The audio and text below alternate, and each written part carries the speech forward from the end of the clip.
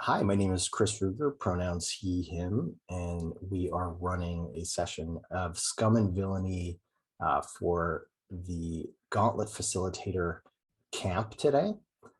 The Gauntlet is a role-playing game community that specializes usually in a lot of indie type games.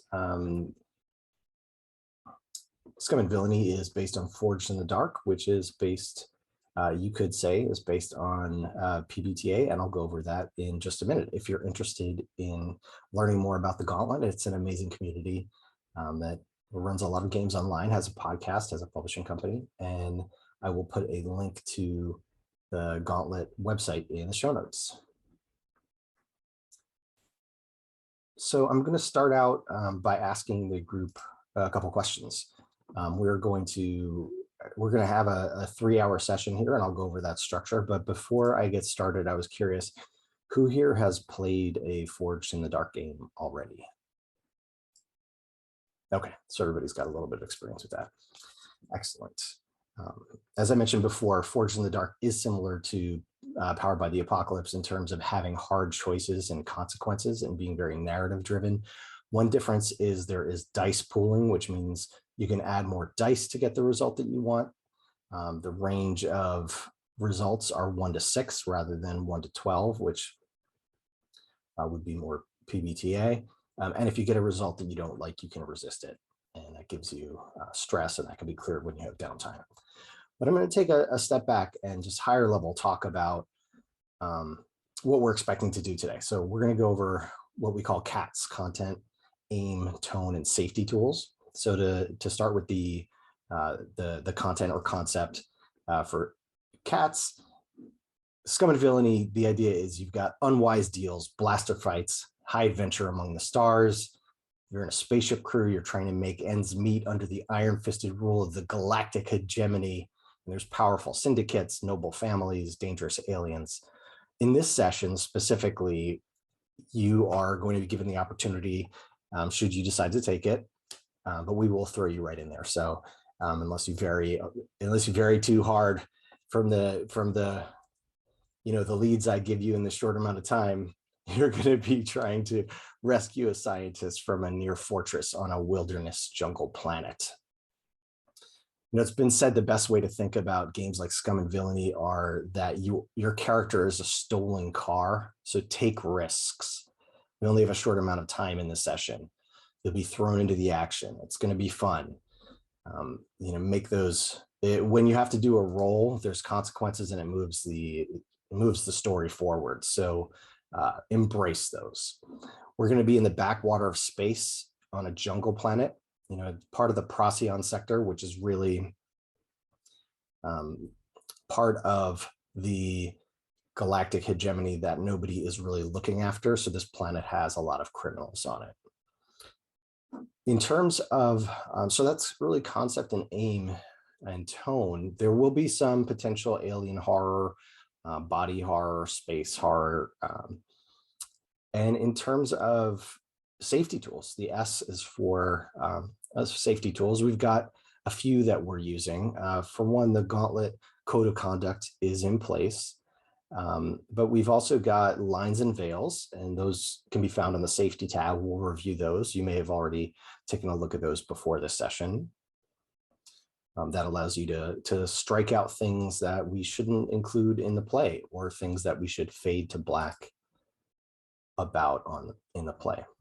Excuse me. We've also got the X card. So at any moment, I know you're all familiar with these safety tools, but just to recap, at any moment, if you feel like there's something that we've been saying in play that you just you'd like to undo, that isn't sitting right with you, you can X card it, and we won't have any questions about why you're X carding it. We will just remove or redo that part of the play. And we've also got and an example of when you might want to do an X card, from my experience, something that I had wished that I had done before I knew about the X card was I had a player and I was actually playing with friends, and he was getting ganged up on by the other players. And it was the kind of thing that at first I just thought this was fun, and then I realized I was feeling a little bit excluded from the play. It just wasn't the right dynamic as I was expecting. And if I had had the chance, I would have X-carded that. So feel free to take that. And then the last safety tool I'll talk about is the open door policy. If you realize at any point this isn't the game that you signed up for, there's something that you don't want, and that can include, that could include me if need be. Feel free to leave the game, and if you feel like you're going to come back, I'd appreciate it if you let me know. But if you can't, I also understand. So we've got all of those safety tools in place, and those are standard across. It's standard to have safety tools across all Gauntlet community games. The structure of the session is going to be 3 hours, as I mentioned. So this first hour or so will probably be content creation. We're going to take a break. Character creation. We're going to take a break on the hour. First break should be 10 minutes. Second break should be 5 minutes, give or take. We'll play for 90 minutes. And given that this is part of the Gauntlet Facilitator Camp, and we are going to be looking for feedback, this will be a shorter session than normal. This is a one-shot, and we'll have about 30 minutes for feedback. We'll also include stars and wishes, and you're all familiar with stars and wishes. For anybody who's listening who's not familiar, stars, we can highlight things we liked. Wishes, we can highlight things that we wish we saw, and that may be adjusted given that this is a camp and is going to be providing feedback for me and the rest of the members of the group for best practices. So with that said, are there any questions, or does anybody have any suggestions on something that I could have brought up at the head of this session before we jump into character creation?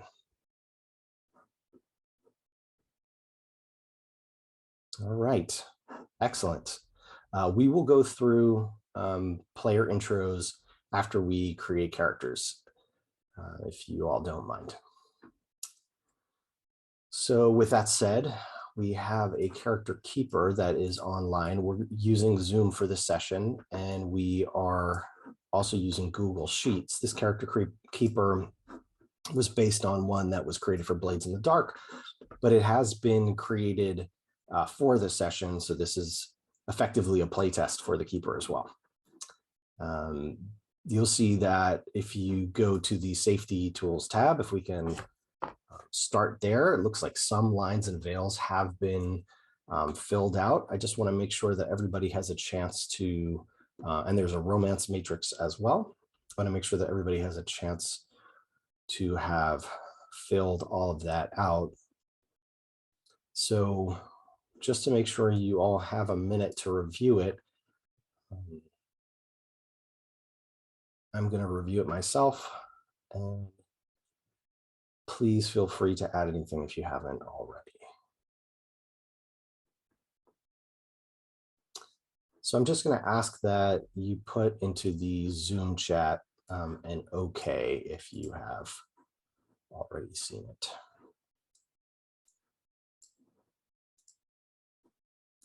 And please feel free to use the chat during the game. If you want to conceal any out of character conversation, feel free to have that out of character conversation on the call as well, but feel free to use that. Okay, so I'm going to go through what we have listed out here. We've got romance with PCs and NPCs. All the players have said yes, they are comfortable with that. We've got a dice roller that we're using here as well that I've linked to from the Safety tab.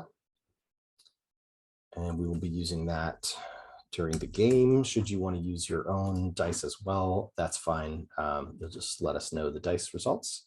So for lines and veils here, lines are things that we are not going to talk about during play at all. We've got pandemic, plague, racism, sexism, sexual assault, sexual violence, torture, and twins. For veils, we have, meaning we will fade to black on these items. Harm to children, harm to pet domestic animals, homophobia, transphobia. And for the list to ask first, we have mind control. So given that everybody said we were comfortable with that list, if anything else comes up in play, of course, you can use the safety tools like the X card or add to that list and let us know. So let's take a look at the characters tab of the Keeper. The characters tab has a quick reference on the left side. There's a lot there. I will take you through the rules. I don't expect you to know all of this. And especially given the shortness of this session, we can hand wave things as needed in order to keep the narrative going. This is a very collaborative storytelling system. So you will be asked to help pitch in some of the narrative. But if you take a look at the different playbooks, we've got Mechanic, Muscle, Mystic, Pilot, Scoundrel, Speaker, and Stitch. There are tooltips throughout. Most of them are correct at this point and have been checked, but if you notice anything that looks incorrect, feel free to let me know. Have you all gotten a chance to take a look at these playbooks? And I'm going to go around starting in the order I see on the screen, which is Jose, Lowell, and Jesse, and just check and see if you have any idea for playbooks that you would like. So Jose, I saw over email you mentioned Mystic and Muscle. Was that right? Yeah, those two are the ones that jumped out at me. Okay. And if you had a preference of one of those two, do you? I think I'd go Muscle. Excellent. I never play Muscle, so this will be a new thing for me. Okay. So we'll give everybody a chance to say their preferences and then see if we've got a way to resolve it. So Lowell, how about you? Did you have a chance to look at the playbooks? Do you have a preference? Yes, and unless it steps on Jesse's toes, I would like to be the Scoundrel. All right, okay. Lowell's looking for Scoundrel, and we got a thumbs up. So Jesse, how about you? Did you have a chance? Yeah, I'm interested in the Stitch. Stitch, all right. So it looks like we're going to go Jose Muscle, Lowell Scoundrel, and Jesse Stitch. And as is, that looks great.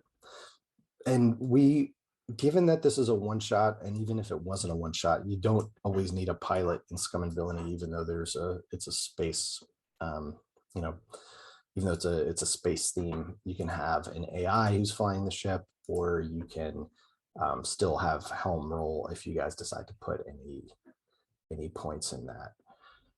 So let's go with that. So I'm going to collapse the playbooks that we're not using just to keep this even tighter. And there we go. We have all three. So you can see there's a tooltip at the top of each of there's a note at the top of each of the playbooks telling you where you begin. Just to give you a little bit of a sense, what we're looking at here, if you look at the Muscle, for example, the orange bars, those are called attributes. And then the skills underneath them are called action ratings, just in case that word comes up to be clear.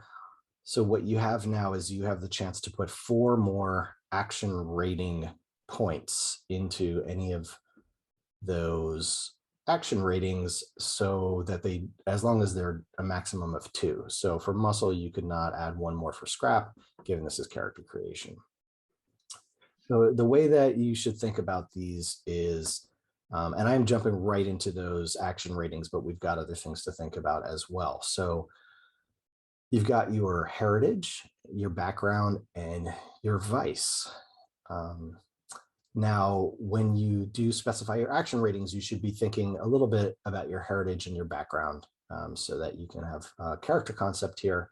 So the first thing I would do is I would look at heritage. And if you roll over those, you can see it ranges from Imperial to Xeno. I'm going to ask you to please not choose Xeno, because Xenos get to do some extra abilities that we would have to talk through in the interest of time. If you strongly want to and want to make the case, go ahead.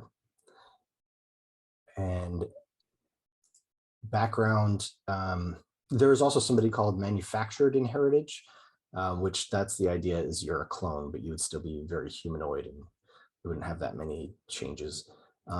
Your background is really, where you're from. Are you going to be a criminal? Are you going to be from a factory worker kind of background? And then your vice purveyor. In this game, just like in Blades in the Dark, vice is the way that you relieve stress. So it's that thing that you're compelled to do. So there is a bit of a tie into your character background, given that it may be that you're part of a cult, or perhaps you like games of chance, or you're hedonistic, or you perform experiments with the way. So that can give you a little bit of flavor as well. So I suggest you think about those three first, and pick those three first. If you want to choose a character name and pronouns as well up front, go ahead. Otherwise, you're welcome to choose that at the end. So I'm just going to give you a couple minutes to choose those. And what you can do is you can just bold them if you like, or however you want to edit that cell. Any questions? Does that make sense?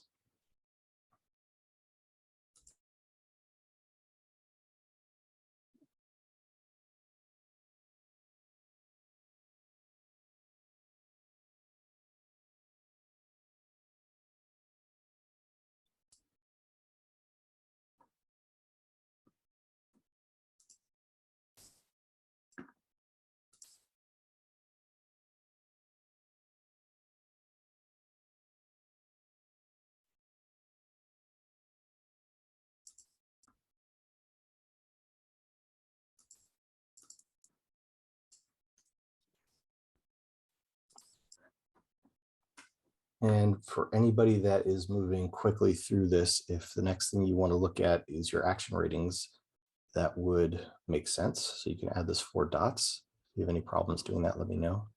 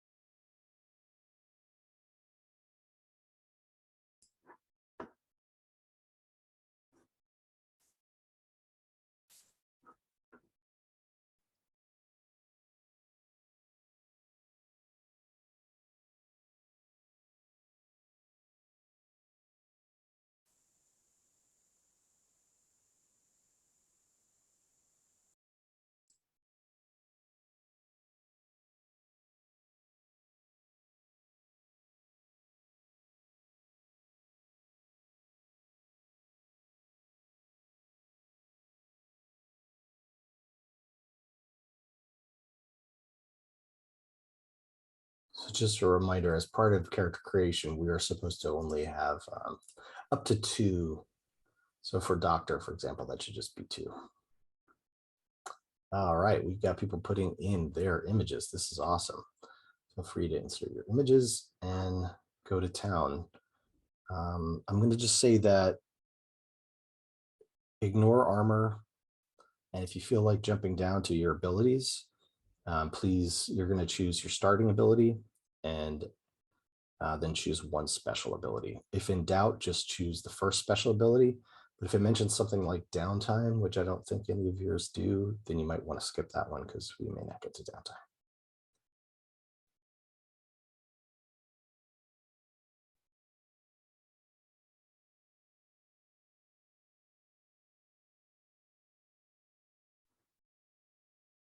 And for Jesse, similarly, since you're a Stitch, in terms of your special abilities, you might want to consider whether you want to choose one of the more tactical, like welcome anywhere special abilities, just in case you guys don't get hurt enough to feel like it'll pay off.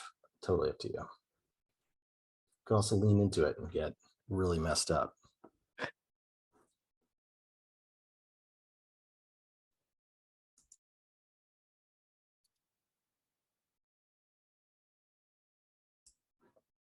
Okay, so when you are as far as you think you're going to get with your character, feel free to put an okay into the chat just to make sure that I'm moving everybody along at the same pace.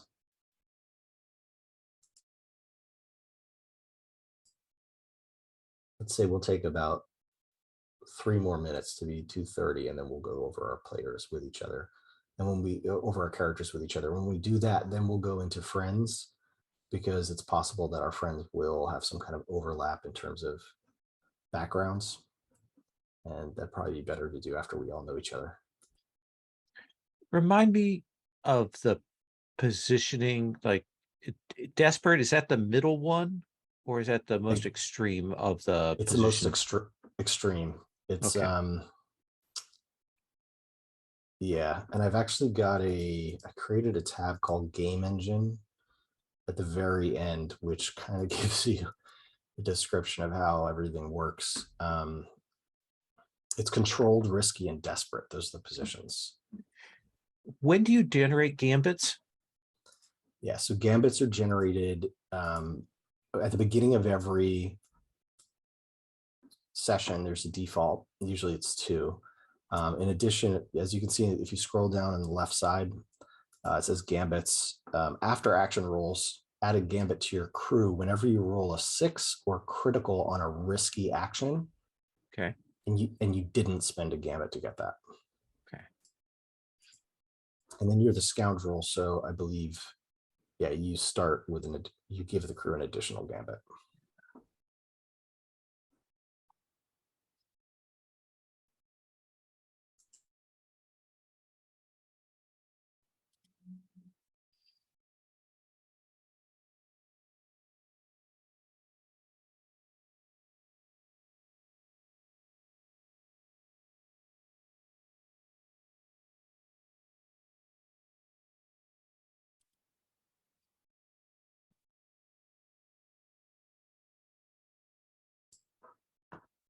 Okay, let's see if we can finish up in this next minute, and then Jose is ready, and we'll go in that same order. Jose, Lowell, Jesse, and introduce the PCs.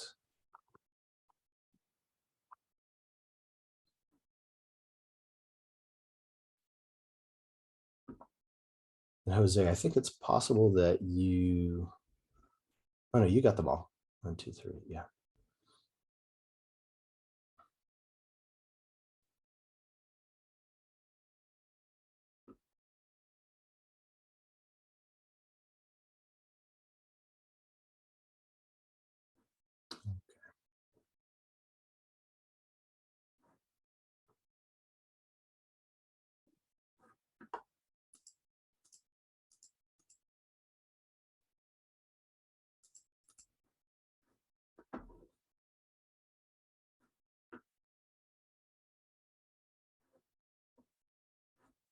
Okay. So I think we're about ready to get started. And just one thing to keep in mind, I'm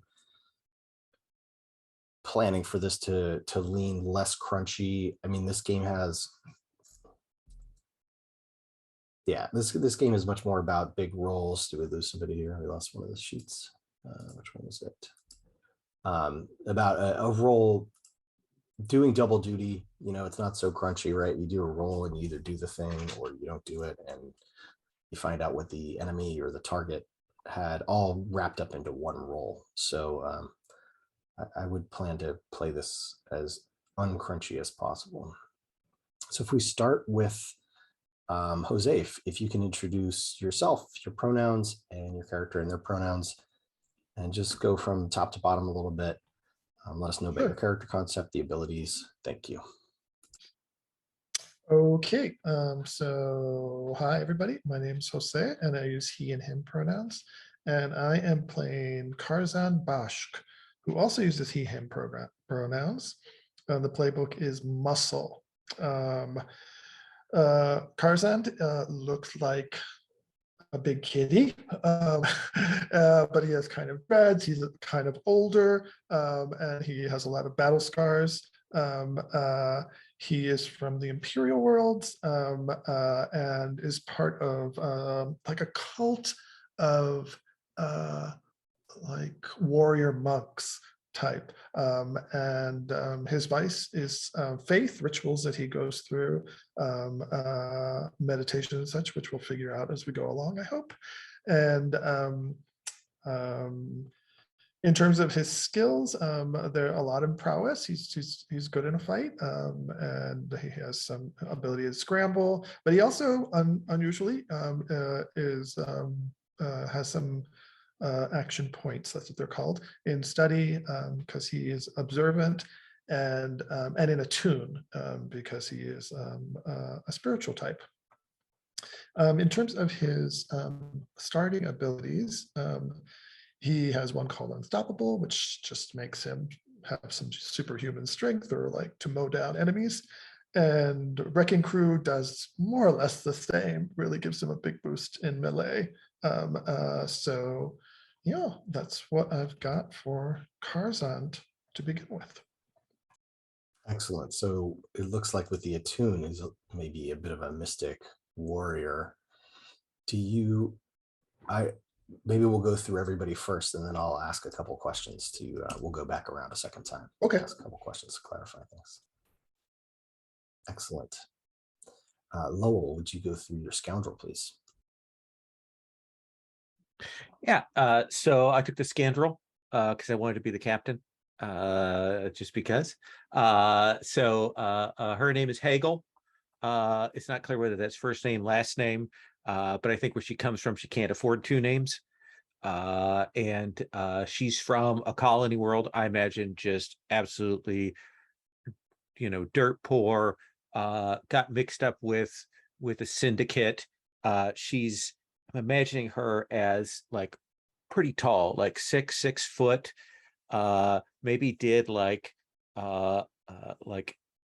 illegal street sports and things like that to make some money before she kind of took enough hits that wasn't a thing to do anymore, and got mixed up on the sort of more smuggly side of things.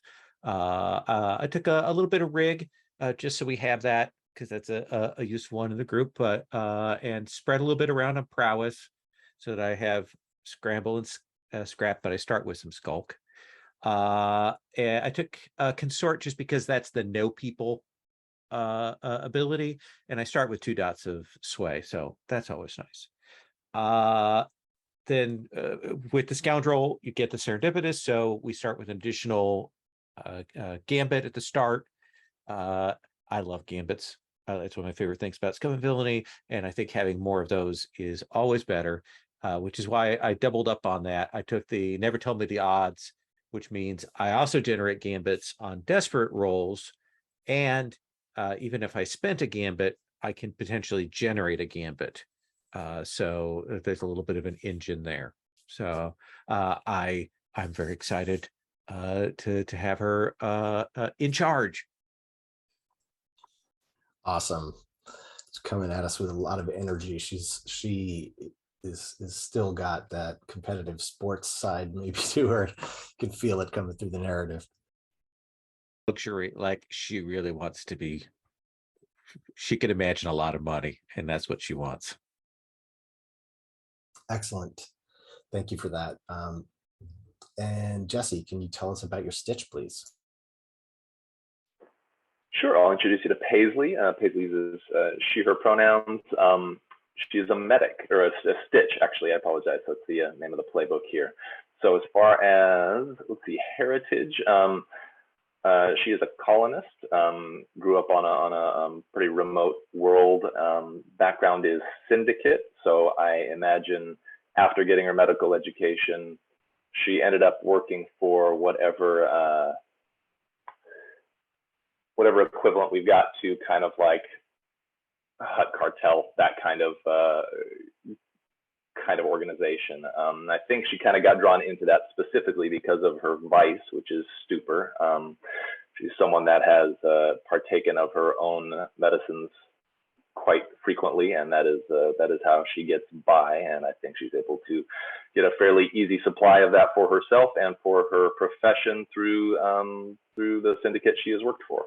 As far as action ratings go, 2 in doctor, 1 in study, so she's a sharp cookie. I got 1 in helm. I imagine that, in addition to being a doctor, probably that involves some travel, sometimes having to manage that by herself, so she can get behind the wheel if she has to. Got 1 in scramble and 1 in skulk. there, and then also one in Attune. I think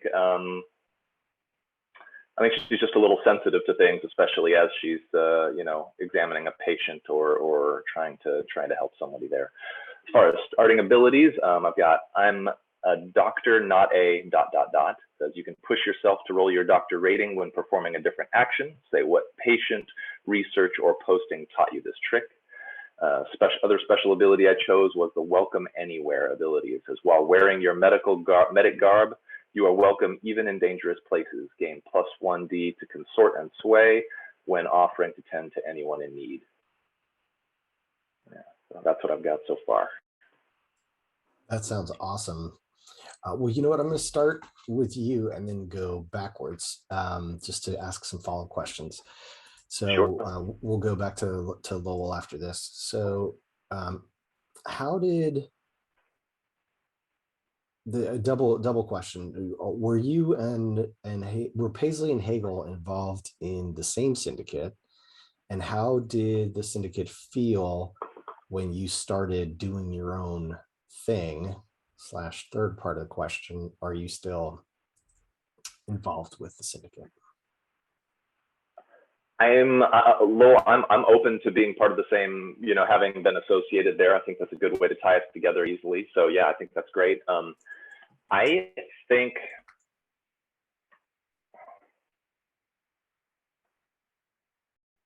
I may have been working for them long enough that I've got enough discretionary time that I can kind of go do my own stuff occasionally. I may have even, helped recruit other doctors, or like different people with medical training, probably recruiting people as shady as me and with similar issues. I'm like, hey, you want an easy source of what you need for your fix? Here it is. Come work for us, and you've got you're completely set.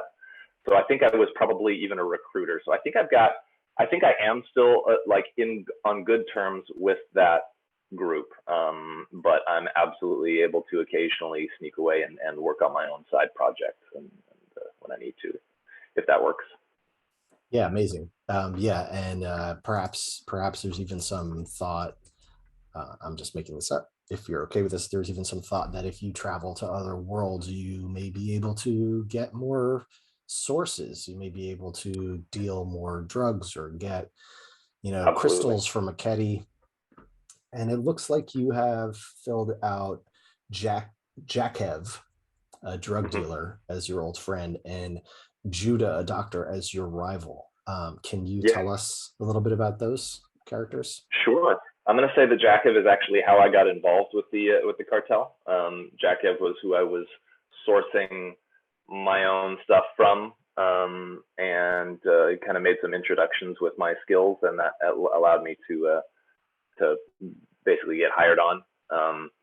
As far as Judah goes, a doctor, I'm imagining this is someone that I may have gone to school with, and that this is someone who probably caught me, one for you, one for me kind of thing. So they caught me pilfering the hospital supplies or whatever it was, and that's probably why I ended up back out in the colonies, is to get away from I probably was reported. It was probably a big scandal. I kind of had to skedaddle kind of deal.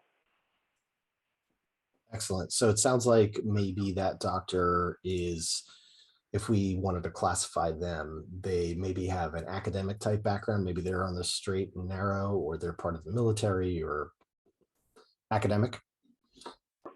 I think that makes total sense. Yeah, I think that this is someone on the straight and narrow. I am definitely not. So they are not my biggest fan. Got it. So perhaps they're now part of some research institution or something like that, right? They've been vetted. Awesome. And then we've got Jakev, who it sounds like perhaps is still part of the syndicate that you were part of. Yeah, I think so. I think that makes a lot of sense. Okay, that's amazing. I think I'm going to wait to ask Lowell about the name of the syndicate, just so that you guys can both tie that in together. So I'll move on to back to Hagel. So can you tell us about Hagel's friends and your relationship to the syndicate, please? Absolutely. So I think that the syndicate has probably fronted a little bit of money. We may have done some jobs and been able to kind of get a little bit out from under their thumb, but like when things get tight, that's who we go back to. Like that's that we kind of have to. I like to imagine that we are a extraction bounty hunter. I saw the Cerberus ship, and that kind of struck me. And given what you said about the prologue or about the mission, that's kind of been in my head. And I imagine that Batro used to be with the crew, and that we booted Batro. Maybe we didn't tell Batro we were booting him, and left him behind. And I think, regardless of whether it was a group decision, I think that I'm the one who gets the blame. I think Batro was a loose cannon, and we wanted to do that. One of those people who, wears the armor, strong, silent type, but actually kind of psychotic. Thought he was cooler than he actually was. So we gave him the boot. Aura, though, is one of those people who's like on a crossroads space station, and is the person you stop and you talk to, and they know everybody. They talk to everybody. Everybody likes them, and nobody's going to mess with them because Aura has dangerous information on way too many people. And I like to imagine that Aura followed the black market death volleyball league, and like that's how she knew me from that, which is another reason how I know Paisley is I imagine that she had to patch me up a few times from that. And again, not that I was particularly good at it, but maybe sneakier than other players. So not everybody who played death volleyball lived or died. I mean, it wasn't black and white. There was the more red than black and white, I think, in that one. So got it. Yes. So that is amazing. The question I had was, what did you do for the syndicate? Was the syndicate running the volleyball league, or oh yeah, I imagine that all kind of media and entertainment stuff is heavily controlled by the corporations and hegemony and all of that. And so any kind of off-brand entertainment would have been entirely run by the syndicate. And then when I got so I really couldn't play anymore, I slid into doing other things, and kind of worked my way up the chain. How did you meet Karzan Bashk? That's a really good question. I actually think maybe it was Aura that introduced us, because I said, I need somebody who's kind of even keel, like a little more that, because we'd had some crazy people, and we did have at that time Batro with us. So I wanted maybe somebody that would be a counterbalance to that. And she didn't tell me that he was a mystic, because she knew that kind of stuff. I'm like, ugh, roll my eyes at that. And I probably didn't realize that was what was going on, because I didn't quite understand the body language and such for a while. That's a perfect segue. Okay, amazing. So thank you for that, Lowell. Karzan, how did you, are you okay with that? How do you feel about getting introduced to this group with a couple criminals through an info broker named Aura? Karzan's fine with that. So even though he's a mystic, I think I imagine that he is part of a cult of like, triumvirate of these three goddesses, like the fates kind of, but they're very mysterious. So they don't even have names. Well, they have names, but you don't know them unless you're part of the cult. They have mysterious names. And so he gets a lot of, in his meditations and in his prayers, he gets weird ass visions about certain people that he has to protect or certain people that he has to destroy, and he does not fucking ask questions. So he just does it because that's what the goddesses want. And he's not trying to understand the grand design because that's beyond him. And so I think, let's see, what did I put for his friend? There's a rival and a friend, or a close friend. I think the rival, Chonzek, is a bounty hunter that Karzan got some vision that the person that Shanzek was about to capture, which was going to make Shanzek's life so easy because he was going to get paid so much for this bounty, Karzan just rescued and sequestered away because that was what the goddesses told him to do.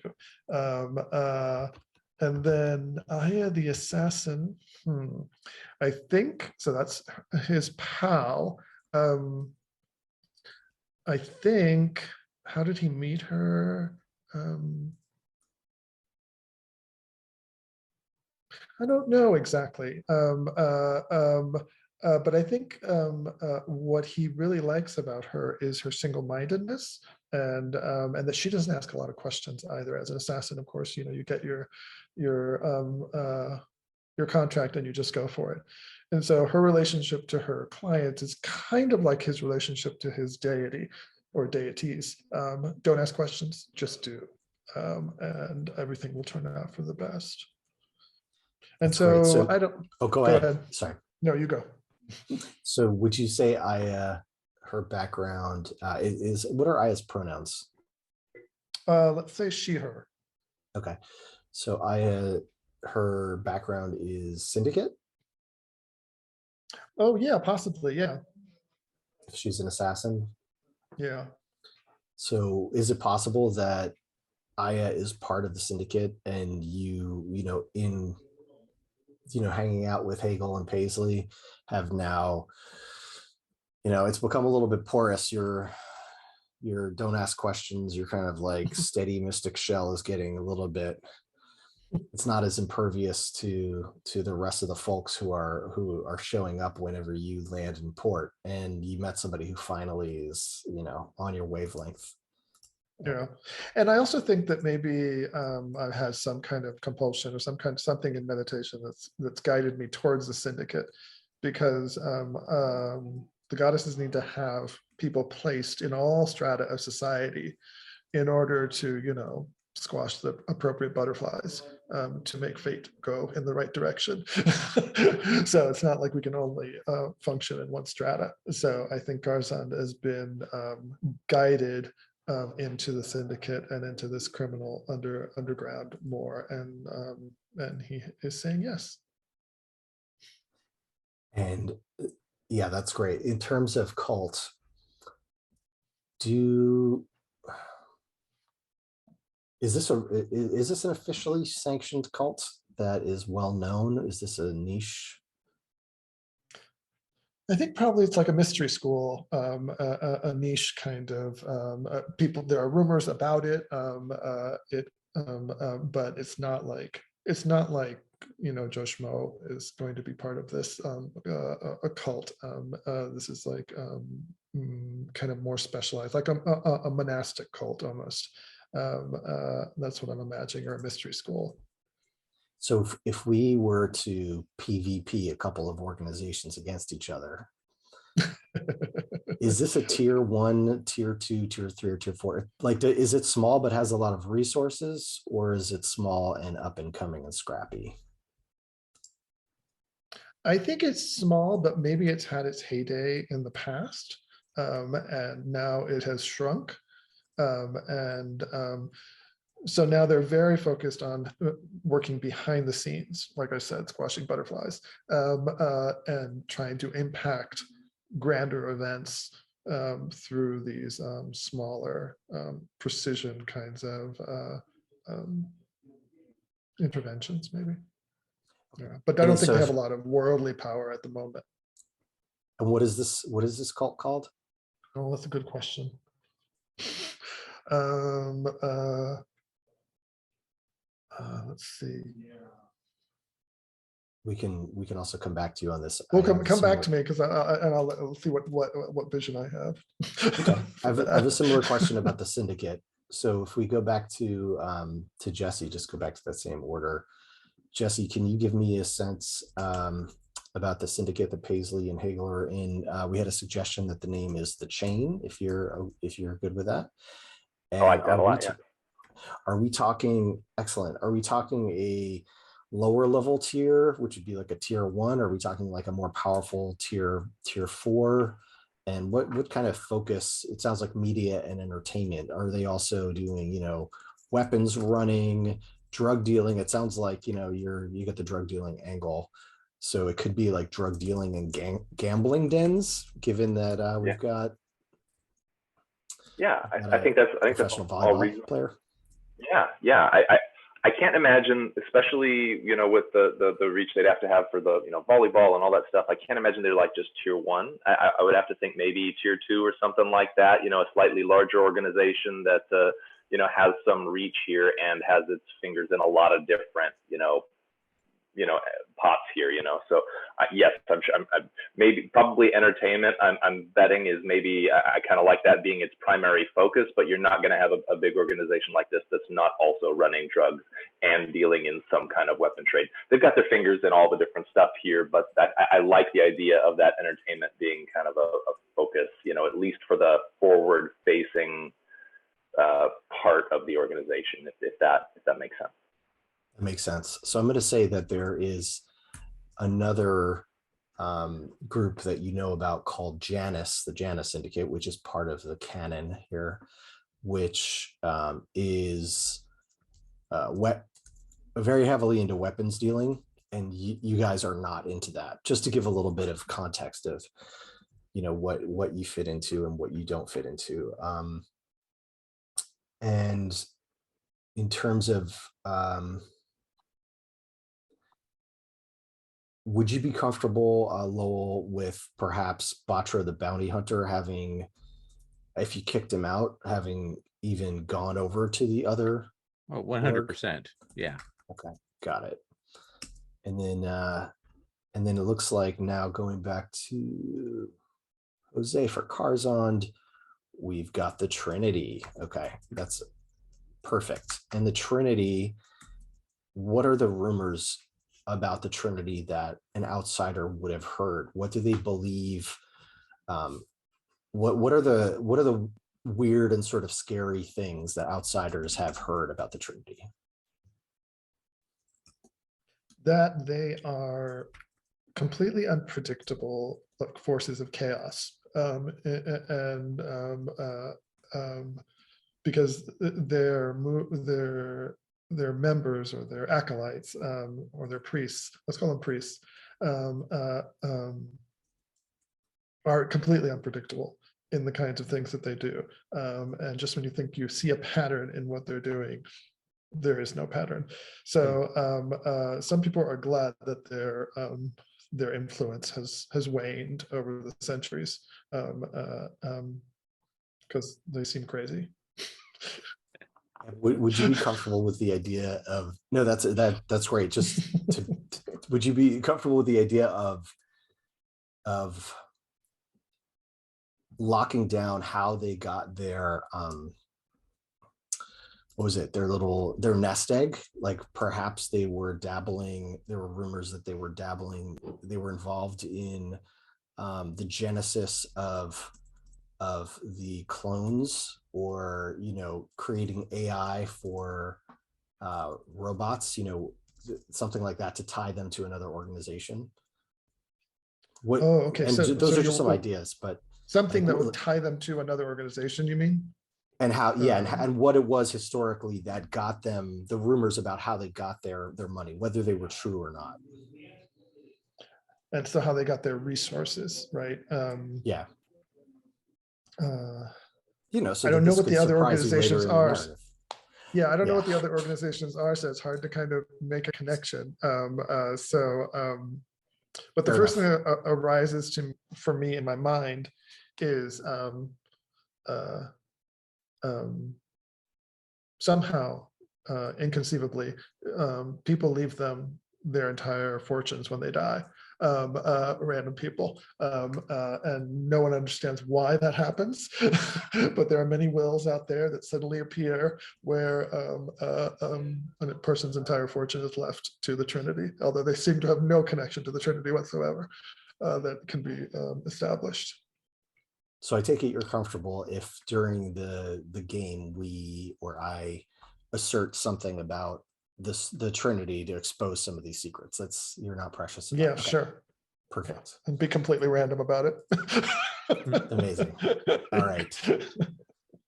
So we've got Zek, a bounty hunter, as your rival, Aya as your friend, and for our scoundrel, we've got Aura and Botro. And for Stitch, we've got a drug dealer and a doctor. So I think we're just hitting the top of the hour. So let me just double check things for a second.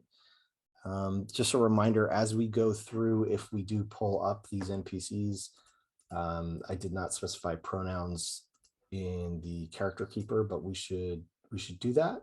There's a tab called NPCs with a lot of faces on it. If you would do me a favor in the next 2 minutes before the top of the hour, and if you don't have time, we can do it after. If you can add your NPCs names to this list, so pick who they are. There are some in the top row that are named already. Are those those are we shouldn't write over those, should we?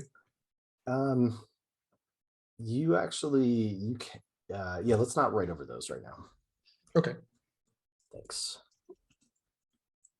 There's a person without a name in that top row. Yeah, you can use that one. Okay, I'm going to use that for Aura, and I put in Botro.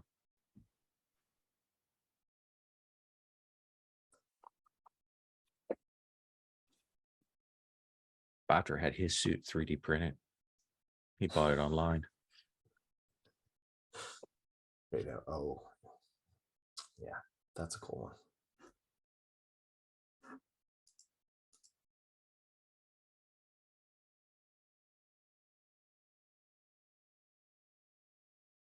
And while you're thinking about this, I assume the answer is no, but if anybody wants to change anything in their character, including action ratings or really anything as a result of the conversation we just had, please feel free to do that.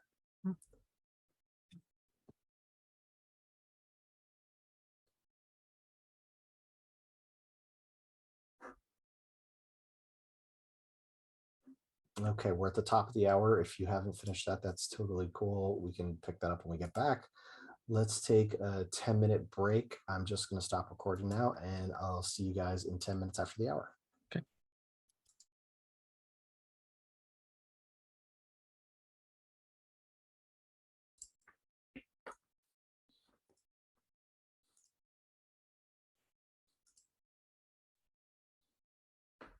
All right.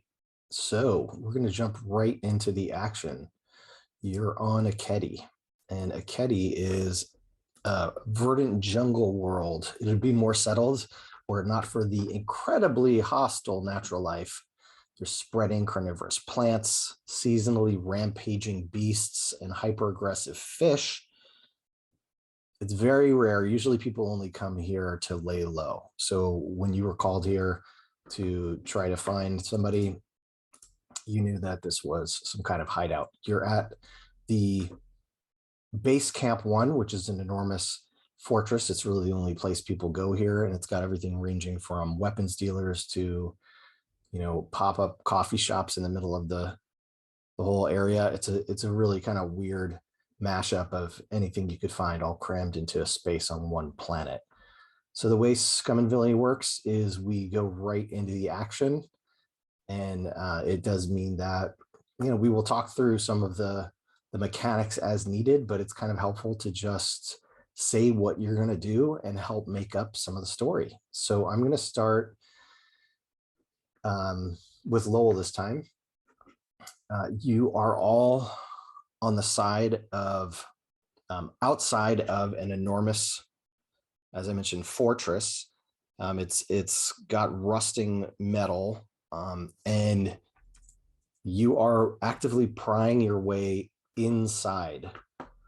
What are you prying? What are you doing? Are you going in there sneakily? Are you going in there guns blazing? Are you opening a door? Are you pulling open, the side to try to pull the wires out? Give me a sense of, and there's a mechanism here, I think you guys are familiar, called flashbacks, where we can always go back and kind of explain what you're doing. So what are you doing? And you're on mute. I imagine that it cuts to sort of the three of us standing there, and then we look down and we look back up, and I say, I'm not sure this guard's uniform is going to fit any of us. And we look down at the body of the guard that's unconscious on the ground. It's not going to fit me. It's not going to fit Car's end. Paisley, maybe if we roll up the sleeves? We got to judge this better next time. I think maybe they're going to miss him soon, so maybe that's not in the cards. Let's see if we can get that door lock that we got the like partial code to. Let's see if we can get that popped open. Is everybody okay with that? Good. I'm proud to be part of this plan. So, so are you guys, I'm gonna go in order in the character keeper from Lowell to Jesse to Jose. Before we do anything and make any rolls, one thing to keep in mind here, lean into rolls, have fun with them. Anytime you roll, you're going to invite a consequence. So if there's something you can just do without a roll, you'll be able to do it. I would just keep that in mind. So before we make any rolls, is there anything that you wanted to add to the setup here, Paisley? And you don't have to, but I want to get a sense. What do you picture? I'll start with a question. What was the thing you were warned most about at base camp 1 that you are anticipating possibly showing up?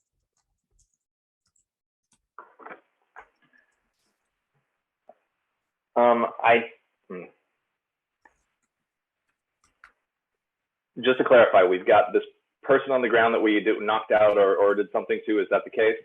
That's what's happening? Okay. And we're about to try and sneak in here through the door. Okay. I think what we heard specifically was that I think we were afraid of Imperial enforcement in this area. I think, they're known to kind of come through on raids and, just trying to, keep the lawlessness down. Occasionally, it's kind of one of those, it is a backwater area, but occasionally there will be, and of course, this being the hub right now, this is the first place they go. So it's kind of one of those things you just have to be on the lookout for. Everybody's ready to scram. It's kind of probably part of the culture here, frankly, Oh, totally. This place is being guarded by the 51st Legion. Basically, they were part of the military that is now responsible for anything that's pretty much flying around in the air, and occasionally that are outposts. So they are here in full effect. That's awesome. I'm going to ask Jose, as a mystic, what was it that on the side, regardless of what you're being asked to do by somebody who's probably not part of the Trinity, you're being asked to do by somebody else right now to save this person. And I'm leaving it vague on purpose.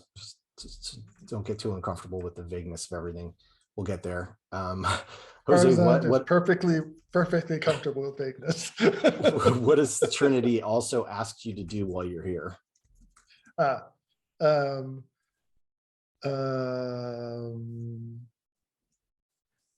Let's see. So Karzan did not know until they were on their way here, and he was in meditation on the ship, that there was some item that was going to need to be retrieved, and basically conveyed to somebody else, some item of value to the Trinity, but he doesn't know what it is just yet. But he knows that he will stumble upon it, and he'll know it when he sees it. And is it fair to have, sorry, give me one second. Excuse me. Have you shared that information with the rest of the party? No, that's not necessary. So Karzan doesn't need their help in finding this item. Karzan is going to get this item on their own. Okay. No, so the vision said that he will know it when he sees it, and he will see it. Okay. So he doesn't have to look for it. Okay. And Lowell, what does this situation remind Hegel of? What flashback does this remind Hegel of, and which of these two characters was in that flashback? Which of these two teammates? I think it's Paisley and I on another job in a place like this, and this is the point at which like things have gone truly off the rails on the mission, and that kind of a similar place, like we see the background, and like all they've done is like change the color of the vegetation because it looks very, very similar for the set dressing, and we can hear the sound of Batro just absolutely going, and blasting. And I look at Paisley and I say, I think we might have to have a conversation about Batro when we get back to the ship. And then there's another. Looking at you. Yeah, like way ahead of you. Yeah. Absolutely. Another Wilhelm scream goes by, and I think that's the flashback for me. Excellent. So now that we've got a little bit of that painted, you have this. You mentioned a lock. Are you actually going to try to open a lock to get in there? Do you want to take any kind of flashbacks or anything? Go ahead. Sorry. Yeah. I have spy gear listed, and while I don't have hack, I would like to like use that spy gear as an excuse. I think this is an unlikely thing, but I'd like to spend a gambit to give myself a die, and as you do with equipment, use the spy gear to try to give myself a little bit of potency. Yeah, I think there. It's funny. I believe actually the way it works is when you don't have a die, you roll 2 dice and you take the lower one. Yes, which is why I'm going to buy that die. Got it. Yes, I got it. Yeah. Okay, wanted to make sure you knew about that option as well. Oh yeah. No, I've seen that option in play. It never goes well. So to be clear, you have chosen the Cerberus, which starts with 1 gambit. Okay, so we've got 2. So we've got then. But if you want to change that, you could to goose it and give you another gambit. Are we going to be on the ship much? I'm going to ask you that. You're not, so I would. I'll take the 2 gambits then. Okay, exactly.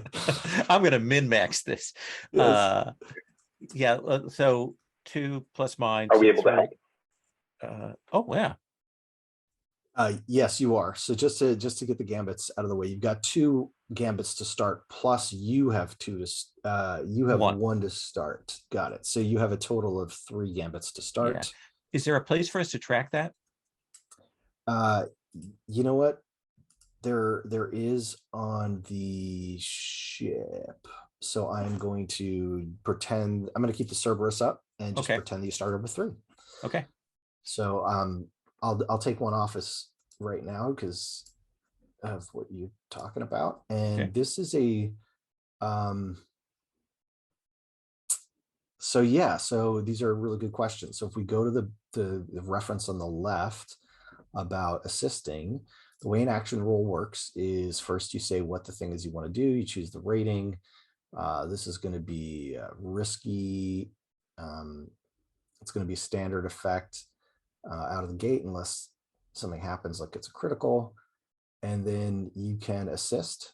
And the way to assist is like you said, I'm just scrolling down to make sure. Yeah, you take 1 stress to do an assist. And in addition, Lowell can either take a devil's bargain or push, or Hegel can push herself to get another die as well. 2 dice is fine. If Paisley's going to help me. Yeah, Paisley pulls out a little auto injector and just looks at you quizzically and is like, a little extra concentration. Focus. Sure. All right, little smile, presses this to a neck, gives that little like sound. So we have the roller. If you want to go to that and choose 2d6. Yeah. So I will mark the spy gear. So it'll be risky with great effect then. I was thinking standard effect. You think the gear will give a great effect? Yeah, let's go. No, that's what I'm asking. Would it have been weak effect and then would go to standard, or standard effect and go to great? No, I hear you. Spy, if you're right, it would make a great effect. Yes. Okay. Yeah. All right. Here's 2d6. That's a 5. That's a 5. Very good. So you do it. Would you like to tell us, what does this spy gear look like? What does it look like unlocking this door? Is it? This looks like the worst piece of garbage spy gear that I could buy, the cheapest thing. And I think it is me putting it on this door lock, and we've got like some of the numbers, and then it starts doing the through it, and like I'm trying to hit the buttons at the right time, which is why the concentration is helping. And I think that the last one is kind of keeps spinning until I finally smack it and it clicks into place. Brilliant. All right, so we're going to introduce this concept of a clock. So you have just succeeded 1 out of 6 on this clock to basically penetrate this fortress. If you're not familiar with that, but when you get to 6, then you move on to the next type of thing that you're trying to do. Basically, if all goes well, all you'll have to do is do enough stuff to make 6 ticks go. This was a 5, so I'm gonna see if anybody has any kind of consequence that they specifically really, really like the idea of. Otherwise, I think somebody notices that you're breaking in. I will resist that consequence. All righty. So you're going to resist the consequence. So you just need to roll using, let's see, is this insight, prowess, or resolve? This would be prowess. Yeah, I think a skulking, stealthy. Yep. So you're going to want to roll 3d6 and subtract the highest number from 6. And that's how many stress you'll take. Ooh. All right. So you just take 1 stress for that. No, I rolled a 3 as my highest on that. Oh, thank you. Sorry. For some reason, I rolled that, myself. I don't know how I did that. That was okay. Not So great. you take 3 stress. I think you'll live. All right. It's much more fun when you do this. So Lowell, Hegel has successfusly opened the door, and inside you realize you have made your way into a maintenance hall. It even looks like somebody's like set up a little desk on the side, some pathetic little desk with a little lamp. It's pretty dusty. Nobody really uses this thing. In fact, it looks like you're within the walls of the fortress. So you're not inside the courtyard. And as you find your way through, you go for a while. And you end up, I'm going to actually pull out. If you go to the Akedi tab, I put a couple of maps on there. So I'm going to zoom in so I can see this thing. And even though this isn't a hex crawl type situation, sometimes it's helpful to see things. So let's say that you are approaching the map on the left side there. You stick your heads out of the maintenance hall and you see you're inside of what looks like an interior mall, a pretty old, decrepit interior mall that's not used as much because it just hasn't been kept up. Some of the it's the hot season and nobody's really had to go inside. It's not the monsoon season, so nobody's really using the indoor facilities. So all the coffee shops and everything, there's actually shops that are shuttered to the right side, but to the left side you see down a hallway, you see lit up glass windows that looks much more modernized, and you get a distinct lab feeling. And this sounds like to you what you were looking for. Can you? I'm going to take a second and ask Jose, who gave you this job? Why are you here? What are you trying to do? And you can't really get anything wrong here, Jose. Thanks for that note of encouragement.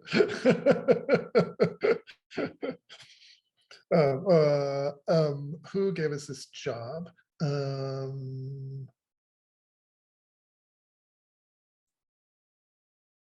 Isn't there oh no, there's an information broker that someone's pals with, right? Oh yeah, is that Hagel? Yeah, Hagel's friend Aura, who put you two in touch actually, so you know Aura as well. Yeah. So I think we got the contract through Aura, and I don't think we actually know who's truly behind it, but we don't care, right? Because whatever the payment is seemed more than fair, and so, but they were very, very clear that the merchandise, or not the merchandise, the person, the scientist, must be completely unharmed, or else no deal whatsoever. In fact, there was kind of a veiled threat that if we did mess that up, there would be repercussions. Excellent. Yeah, in fact, if you go to the NPCs tab, the way that you were given this information was on this strange looking device that basically resembles the holodeck, the hologram type, thing in Star Wars. You were given that by Aura, and when you opened it up, when Karzand opened it up, the other two PCs couldn't even see what was happening. It was strange. It was almost like the lines of the hologram were projected in such a way where you had to be at a certain angle because the person who was creating it was very careful. And it was the face of what you see here as Vorex. And you realize, as you're thinking back to that moment, you realize that you had heard, you specifically had heard of Vorex. That Vorex was a master hacker, and in fact, not only was the visual projected only to your eyes, but the audio was shotgun mic'd into your eyes, and you just really couldn't believe this piece of technology. You found yourself half the time just like looking at it, unbelieving that this thing was disappearing. But the gist of it was that Vorex's sister is being held, and you need to rescue them. And Vorex's sister is Liara Curia, a scientist. That's the second person on the tab, being held by this research institution. And as far as Vorex knows, Liara stopped responding to regular phone calls that they have because they're pretty close, and must have been kidnapped. So you know that you're going to a research facility to rescue Liara Curia, a scientist who has purportedly been kidnapped. So who is taking the lead, sticking their head out, Three Stooges style, looking to the left, but who's actually taking the lead? who would exit first, or who was walking down the hallway first when you were hidden? I will. Carzan's got some awareness. Smart is our muscle, so I will tap Carzan to move and take a look around, and we'll follow up. So Carzan would be in front. Who would be in the back? Keep Paisley at the back. I think Paisley would be at the back at the moment, but Paisley's ready to step forward if we have to bluster through somebody. Medical professionals, pretty easy to seem legitimate. Okay, so the position right now is you're still looking down the hallway. There's a lab that you think is in front of you, and you hear a little bit of portable radio music playing from the lab, and you get a sense that there is somebody sitting there, guarding the lab. The question is, what would you like to do? And I'm going to start with, I'm going to start with Paisley this time. Well, you're in the back, so what would you like the plan to be? And then we'll go to Jose, since Jose's in the front. Asking me what I want the plan to be? Yeah. Do you guys want to storm in there, sneak in there? Anything else?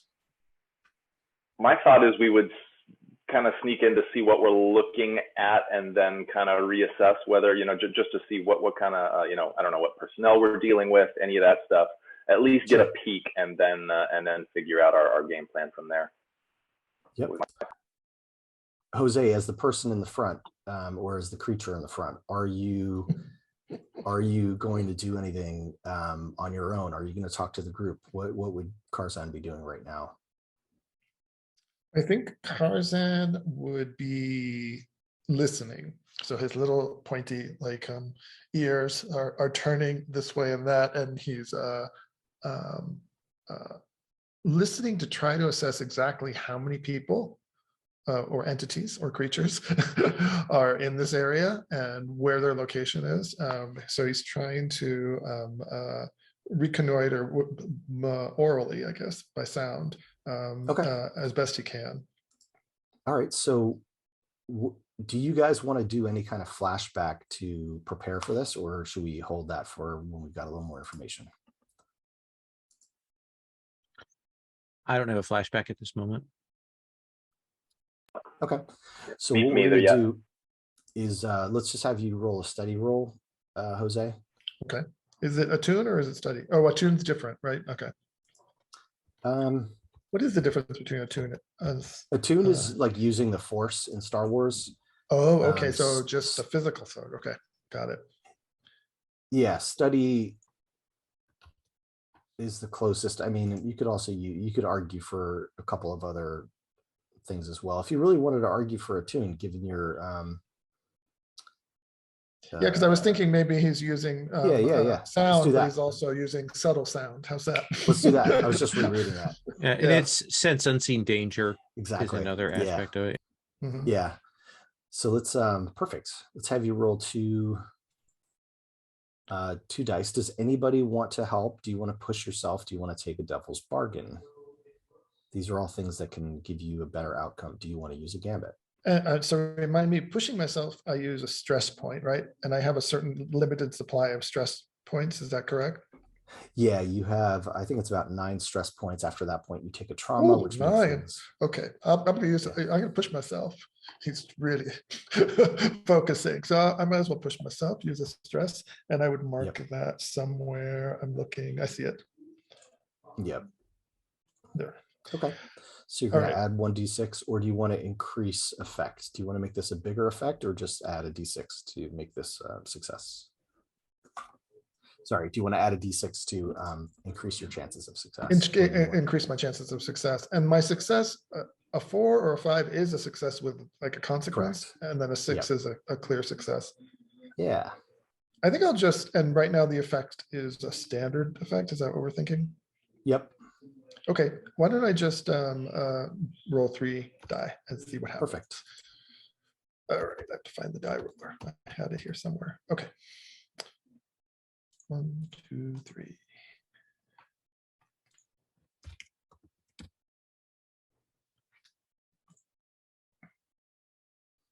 5. All right. You did it. So what you realize, in fact, I mean, as you're looking around and you sense there is no danger, if you're okay with this, I'm going to say you actually explicitly peek around and you see a sleeping guard there. And if you would like to, you could even grab him. I mean, it's you're right there. He's the only one you see. What you see is, if you look in the Akedi tab, you see you're at the stairs, which is at the top of the left-hand graphic. You're at the entrance, and he's sitting behind the reception desk, and there appears to really be nobody else in sight, as if this is almost completely empty. So if you want to, you are a big muscle. You can grab this guy and knock him out with that roll. Yeah, so I think we see Karzan quietly coming up behind the guard and looking around and realizing that there's no one else here, having a quizzical look on his face a little bit, and then just gently boxing his ears. So he doesn't kill him, but he definitely knocks him out. Okay. So with the 5, there's a consequence. So I want you to be comfortable with that consequence. Do you want to say that as a result of boxing his ears, maybe his body hits the ground and it makes a noise? If you're comfortable with that. If not, I don't want to mess up the approach you took. You know, it doesn't have to do with, but one way or the other, somebody is going to have heard you, whether it's, you know, the fact that you hit him in the ears or not. If you want, you can resist this consequence. And I resist the consequence by rolling. You would roll 2d6, and you would take as many stress, -6 as your result. That's complicated, but you would take the number 6 and you'd subtract your result from number 6, and you take that many stress. So you take anywhere between 1 to 5 stress to 6 stress. Is it 6? Yeah, because no, 1 to It's 0 to 5. 0 to 5. Thank you. And if you roll 2 6s, you can get a stress back. Oh, wow. That's right. What a bargain. Okay. Yes. I will attempt to resist. So I boxed his ears. I didn't realize that the chair he was on had little wheels on it, or little anti-grav little pads on it or something. And so the whole chair is about to fall over. And can I catch it in my paw before it goes up, it tumbles over with him? Perfect. That's exactly right. All right. And you said 2d6, right? Yeah.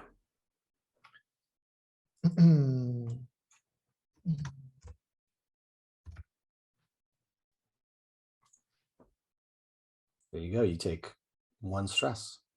1 stress. Okay, that sounds reasonable.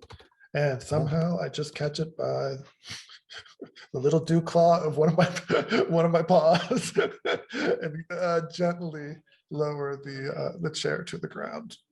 So he's knocked out. So you guys have made 1 more tick on the 6-tick clock. What is? I assume that the rest of the party is sneaking up as a result. What, Paisley, would you like to do at this point? There is an enormous lab in front of you that that's white walls, you know, reflection. You're surprised there's nobody here. There's no tricks on this map. So if you see something that says camera, right, this is just a repurposed map. There are some, there don't appear to be cameras in the area monitoring the lab. You can see there's a set of stairs downstairs. There are some rooms off to the side. There's some couches. There's some filing cabinets, and you know, you haven't detected anybody else here. So do you want to just look around, explore? What are your thoughts? Yeah. Do we already know anything about this lab, about what they're doing here? Or is that a complete mystery at this point? We just kind of walked into this blind. You don't know. Yeah. Okay. Once I think I think this is a little scene as like, right after, Tarzan, like knocks this guy out, Paisley is walking up and walking by with a little auto injector, and it's like to make sure he stays out.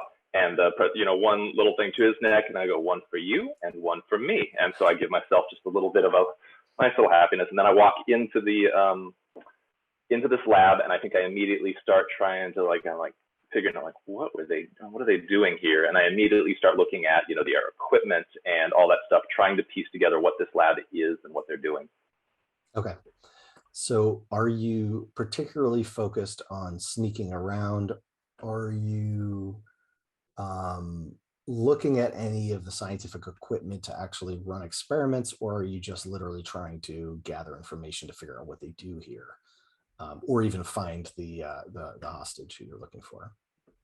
For the moment, I'm trying to understand what this lab is, I think, to start with, just to figure out what I've walked into and what we might be walking into when we find our person. I assume this is, a compound, probably all, I don't know, we'll see. That's my initial thought, is what's going on here in this space. Okay. So you're going to roll a 1d6 to study. Okay. Would you like to push yourself or get any help? I mean, this could be just at this point a group action. I would assume all of you are sort of doing this. Is that fair to say? You're all kind of exploring the lab. The way a group action can work, you can lead a group action if you lead it, or you can set up a teammate.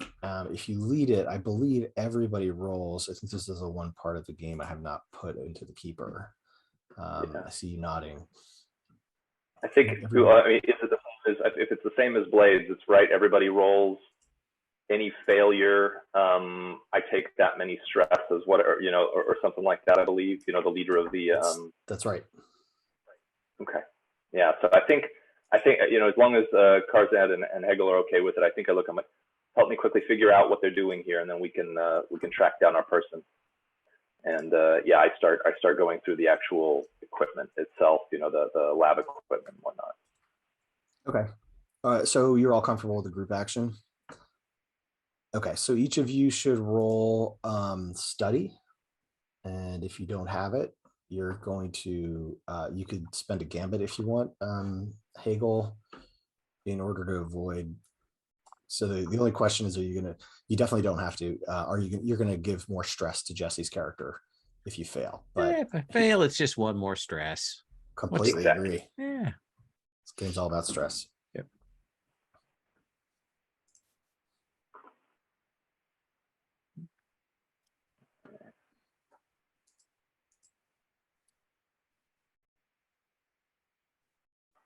Yeah, I fail.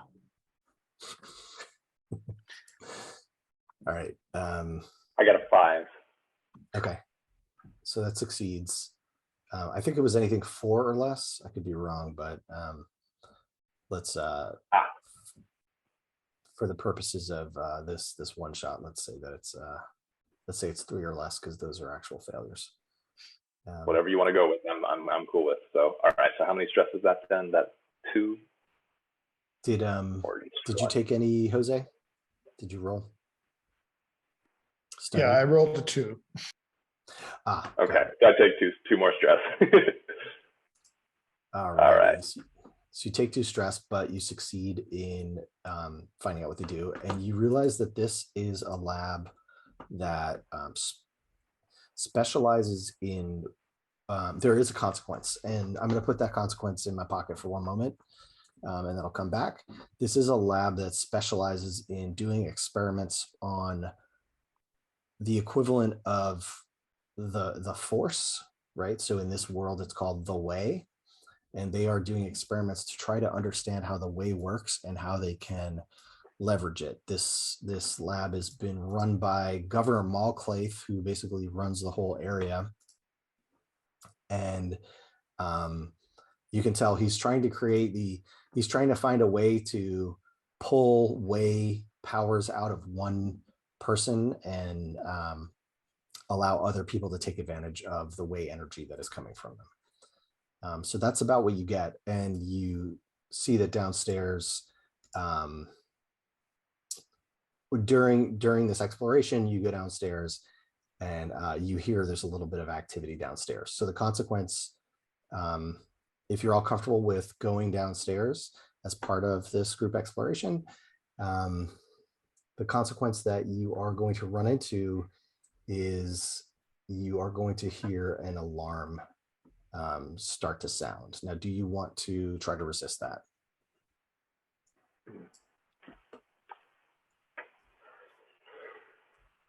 Yeah, I'll resist for now. Yeah, that sounds good. Let's try to keep the initial parts as quiet as we can. We'll see how if I trauma out. All right. So we're resisting. I'm resisting the alarm. Is this gonna be a insight or prowess or resolve? Yeah, it's prowess. Prowess. Okay, I've got three dots there, and yeah, I'll roll that. Yep.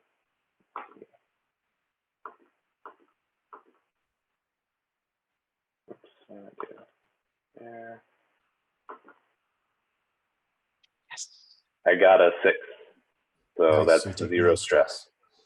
Nice. Okay. Perfect. Okay, so you make it downstairs and you have done enough exploration. You did an exploration roll. Can Kay notice the thing you must take in the lab? Oh, yeah. Yes, so you do notice this is going to all take you to through your exploration, right? This one roll covers the entire place. You make your way down to the second image there where it says lab workroom, and you look through the window and you see Liara Curia there behind a closed locked door, unsupervised. And you see what appears to be a little floating, it looks like the equivalent of a floating stingray, and it's floating in the air, which is very odd. And she's observing it, and it is in a plexiglass box that is also suspended floating in the air. So she is quote unquote safe from it at the moment. And I just want to make sure I have pronouns correctly. Yes, Liara Curia is observing it.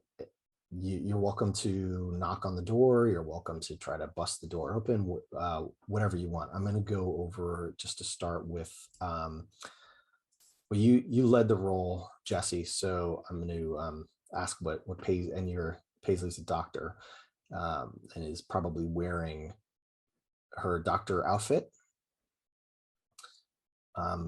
So blends into the lab environment. Paisley, what would you like to do at this point? Okay, so just to clarify, this is the person we're here to rescue, or or is this a kidnap job? You're here to rescue. Yeah, well, okay. You've been told. Yeah. Fair enough. Rescue. Okay. But all right, and this person just is alone in this room, looking at this floating thing in a floating box. Yeah. Mm-hmm. Yeah. I think. All right, so I think I'm gonna pull something that I nod to Hegel, and I'm like, I'll make sure to grab attention and see what I can do here. So I think what I do, and you will know I do this. Like, this is just a thing. I'll walk in. I'll be like, I will introduce myself, and I will try to place myself opposite side so that the person is facing away from where you are at this point. So I go in. I'm trying to talk to this person, but now their back is to you is my goal, so that if anything goes wrong, any of you can, come in and surprise the person. So I think Paisley is just going to walk straight in, walk past, hello, my name's Paisley. I believe we're here to help extract you. And I'm going to walk around and, walk around to the other side of her so that she's turning towards me, away from my compadres here. Got it. Okay, sounds good. Let's make that I'm going to make that I'm going to say that the door from your side is not locked. For some reason, you have a sense that the door was locked. The person was locked and actually. Oh, okay. Didn't, okay, stopped in I there. didn't realize. No worries. It's all good. So let's say it's not locked, but you're able to open it up. Now the question is, you are going to actually talk to this person. Okay, so you open the door and you pop your way in. Liara Curia says, "Oh my gosh, who are you? What are you doing here?" And looks at your lab clothes and says, "Oh, I haven't seen you before." Like, no, you have not. And I think I'm edging around the side of the room just to, again, make that a bit of distance there. And I'm like, I was sent in to talk to you. Please tell me who you are, what you're here for, why you're being held. I think it's getting a little awkward, but Paisley is like, kind of, that's just how it goes. Yeah. Here, let's just give you a sway or command roll. You're actually lying to this person. So let's have you do a sway with a +1d as a result of your medical. So you've got all right. 1d. You can spend a gambit. That's gonna be. Yeah, I'm. Let's. Everybody okay with me spending a gambit here since we're trying to do this? Is that good? Yeah. Okay. Where are the gambits in here for me to see those? Anyway, that's going to be 2D, correct? Yeah. I'll change it on the crew sheet. So you've got one left now. Thanks. Okay, perfect. Thank you. All right.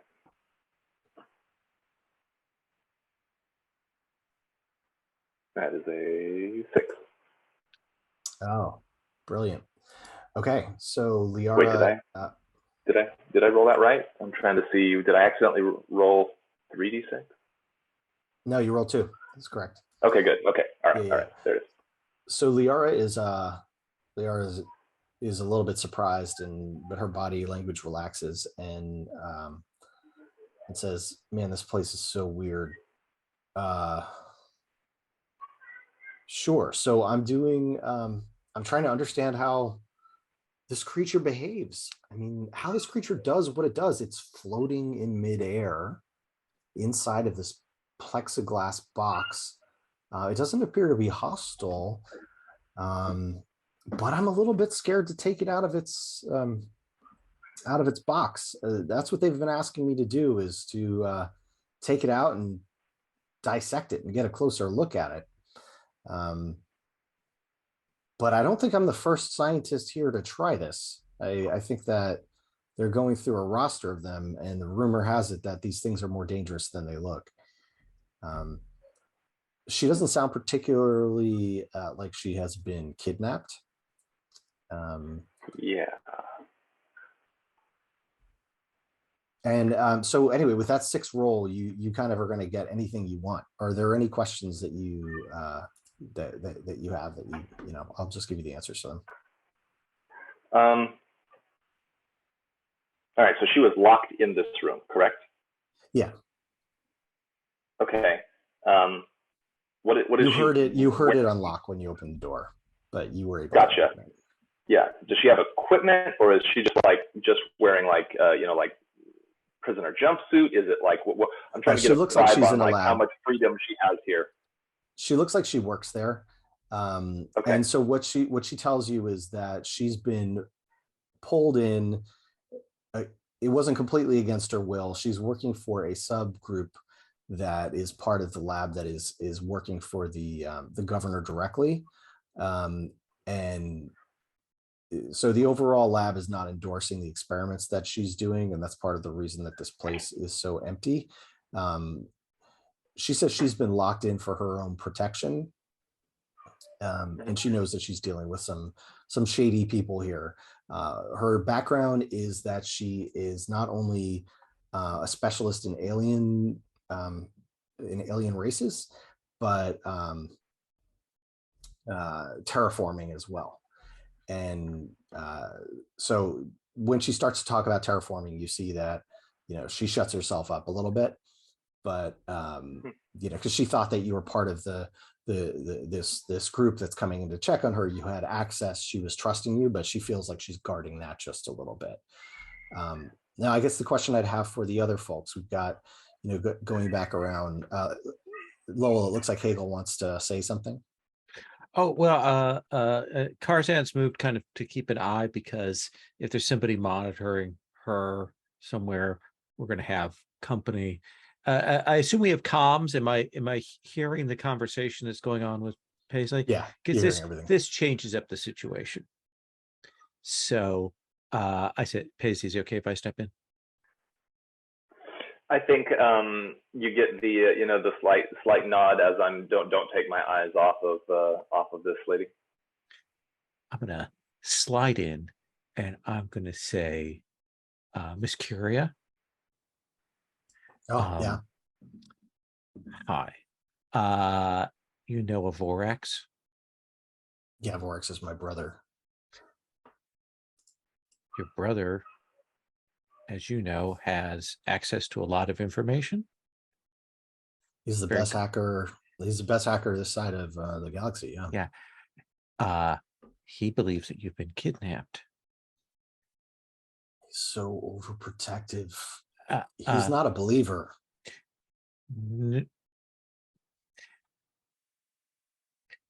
That I think he's done enough due diligence to know that this situation is not on the up and up.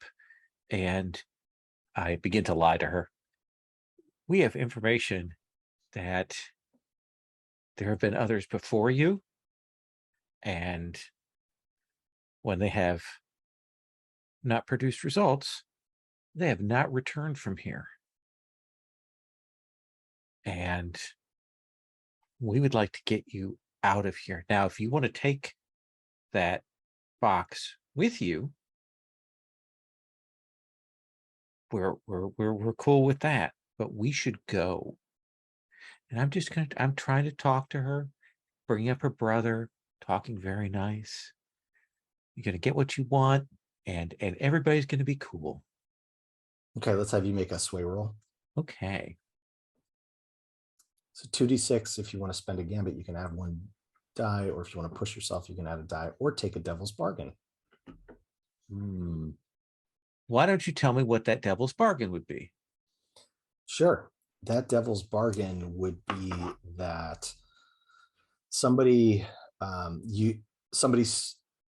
there is somebody else in the facility on this floor, and they now know that you're here.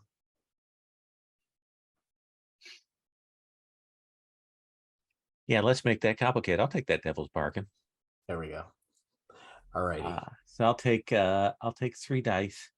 I am going to, if I may, I have on my equipment the personal memento.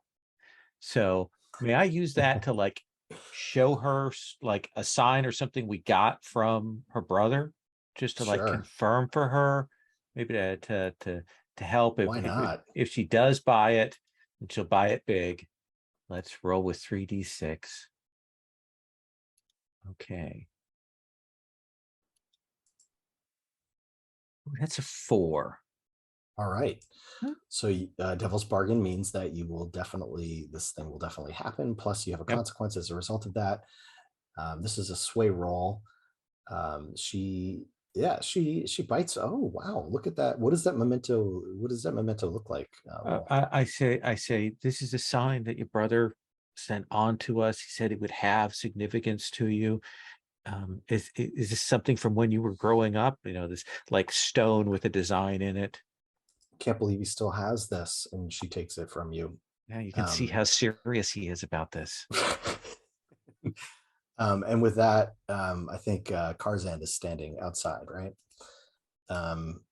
With that, Karzan, you see come around the corner somebody else in a lab coat, but he's got this shifting gait as if all of his muscles are seized up. And he doesn't look like a zombie, but he looks the way a zombie would look if it was a living human being mind controlled, maybe by like a brain slug or something like that.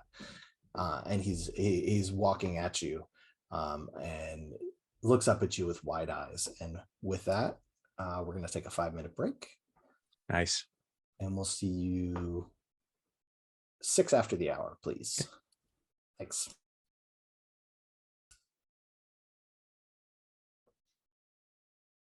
Okay, we've got just under half an hour left. We are in the lab, and you would Karzan know what Paisley's rival Judah looks like? Let's say not. Okay. So I think Paisley has shared that with Karzan. right. So this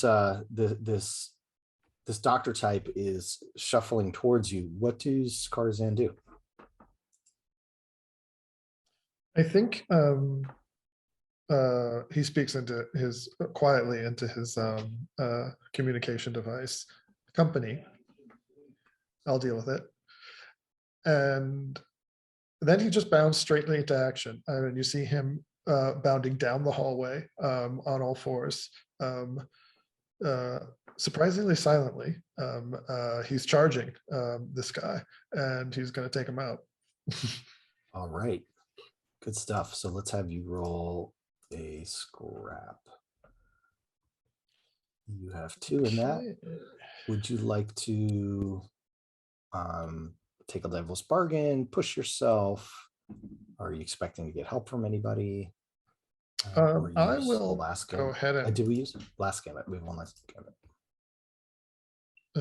we have one gambit. Oh, gambits are kind of community property. Is that right? Yeah, you know what? Okay. Actually, it may be after use them action all up. rolls. I'm sorry, when you roll a 6 or critical on a risky action, you didn't spend it. So you got a critical, Jesse. Didn't you on one roll, or am I misremembering? Not a crit, but I got a 6 on the last. Yeah. On one of those rolls. But you did spend a gambit, I think. If somebody thinks we're owed one, I wasn't tracking it closely enough. But we've got one left so far. Okay. Well, I've got this ability Wrecking Crew. Yeah. Yeah. Which gives me an extra die in melee. And then also, if I spend a gambit in combat, I also gain a +1 effect on that action. So, so maybe I don't even, if I didn't push myself, if I just spent the gambit, that would be 3 die. Is that correct? Yeah, 3 dice Plus and an additional effect. That's right. Oh no, you'd get 4 dice because you have a scrap of 2. If you use you also get striking in melee, you get +1d, and then a gambit will give you a 4th one. So that's frankly speaking, that's a lot of dice for one zombie. Well, maybe I shouldn't use the gambit then. I mean, you tell me. It's half an hour left. Let's hang on to that gambit, because okay. I think the effect would be like if you're fighting a gang, you'd be able to take out a whole gang. Yeah, that's the other ability I have is the take out the whole gang. Okay, so I'll just use so Wrecking Crew will still give me the +1d, and why not just push myself to 4 just to make sure I take the zombie out. I want to have fun with this zombie.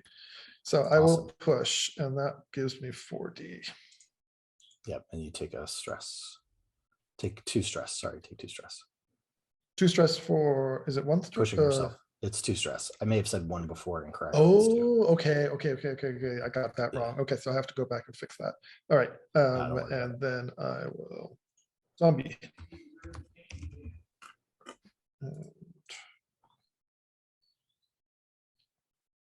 Oh, it's a 5. Right. It's 1 when you help, 2 when you push. Okay, perfect. That's good. Keeps the action moving when you don't get 6s. Get more consequences. So you knock this guy out. Tell me what that looks like. You throw him across the room. Do you stomp on? I think it's a pounce. It's a pounce. It's a charge and then a high pounce, and then I land with all 4s on him, and he just goes out. Just all life taken from him. Yeah. As you do that, you hear a clattering on the floor, and as if something had popped off of his back. And you realize that the object that you were looking for, that you were told by your peoples to find, has just skittered across the floor. It looks like a metal bug. Like it looks like it was the kind of thing that was clamped onto his spine that was controlling him. I assume, do you want to go pick it up and take it back to your Trinity?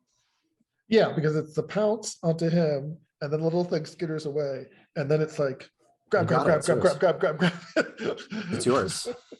Kitty pounce, and then and grab. And what you are well versed in the way, so I'm going to tell you that for free, that you realize that this is what they call an Urbot, which is the Scum and Villainy version of droids.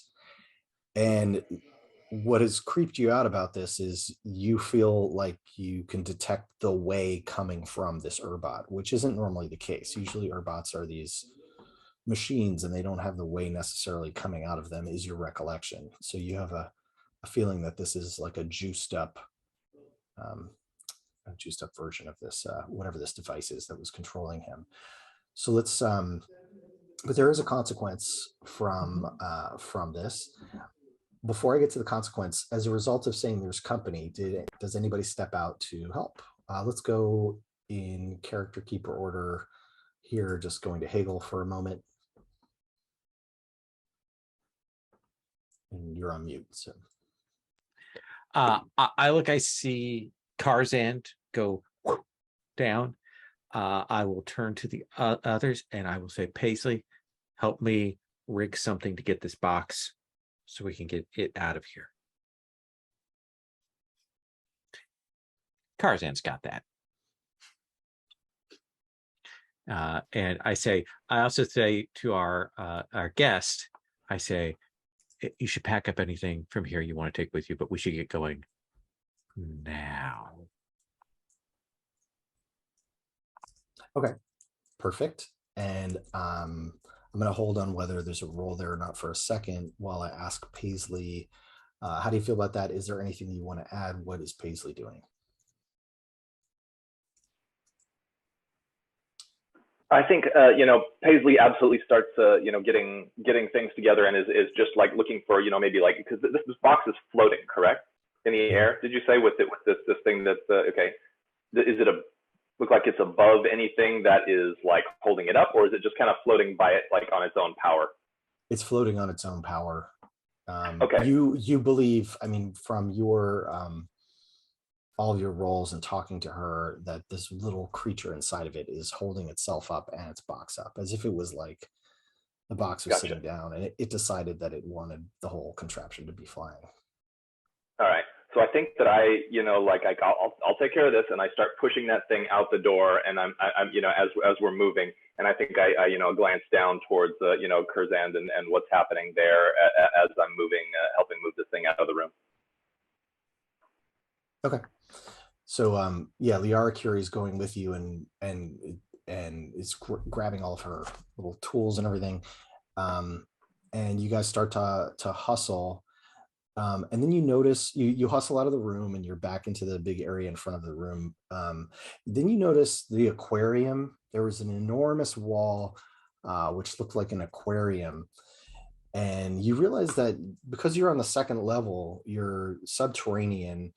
It's kind of like when you go to a hotel and they've got a pool and you look down and you're in the pool. You realize that you're looking in the bottom of an enormous body of water that you thought was an aquarium, but is actually sitting there, that you're walking past.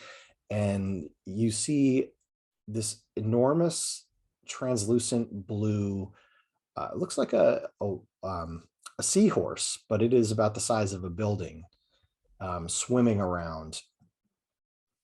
And it's speeding around. And as you guys exit, you see it smash its head into the enormous glass side of the wall, and it hasn't broken, but it's there's something going on. Tarzan, pick up the pace. Get up here. I hope you don't mind water too much. So you guys are you're all together right now. I'm sorry, I wasn't clear about that. Sure, no. You're all together and you're trying to exit and you're walking past this thing as as you leave. And I would like to say, I would like to suggest that walking is an understatement for the speed at which I am now moving, all the while trying to keep a hold of our guest, and making sure that Paisley doesn't lose the box, and we're all good. So the Araucaria is resisting. She is looking at this thing sort of stunned, saying, wait, I can take care of this.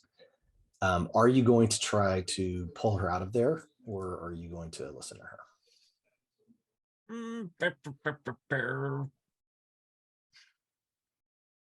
You have 10 seconds. I say you have 10 seconds, and I'll turn to Tarzan and Paisley and say, keep moving. Don't have to tell me twice, and I've got the box and I'm running. Okay. So she's standing there, and she gathers herself together and looks a little bit sort of feverish, like a religious zealot, and looks up and puts her hands on both sides of the glass, and is just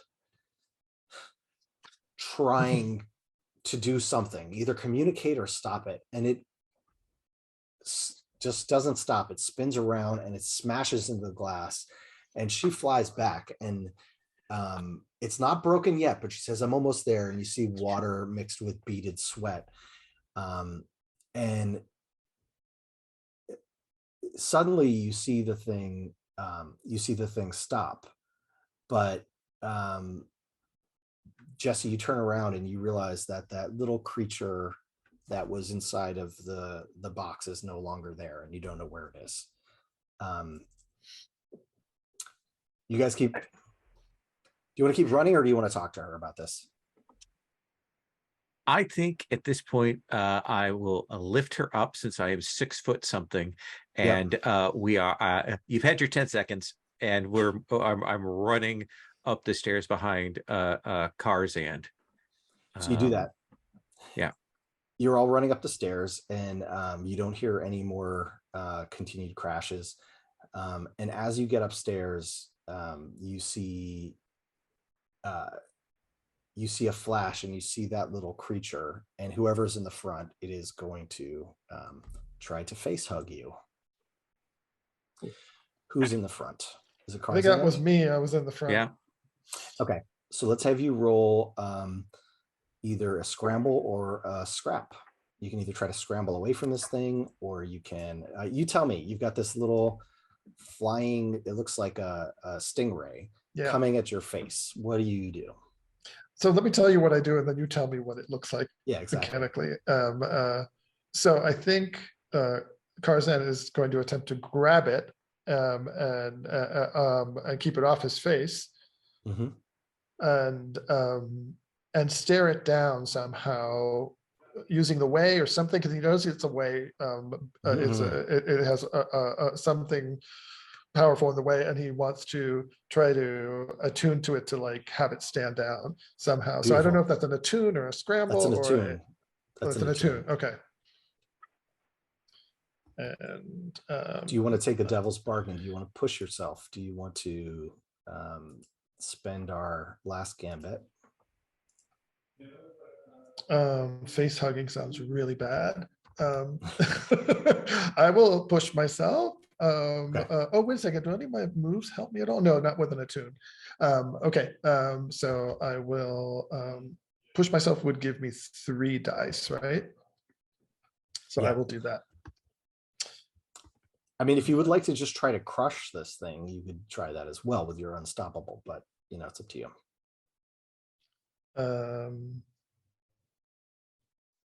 No, let's try the attune. Yeah, I like that. And that's 3, I think.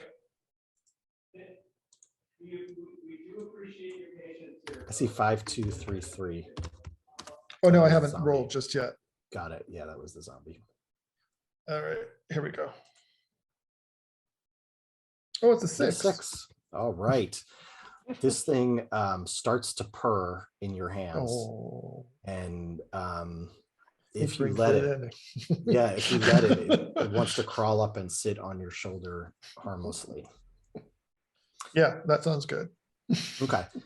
And At this point, Paisley looks at the box and back at this thing and back at the box, tosses the box away and like. Exactly. And as Paisley tosses the box, and you guys are almost at the front door escaping. Let's say you're at a 5 out of 6 clock to get out of here. You're going back out the front door. From out of one of those side rooms pops your rival, Paisley.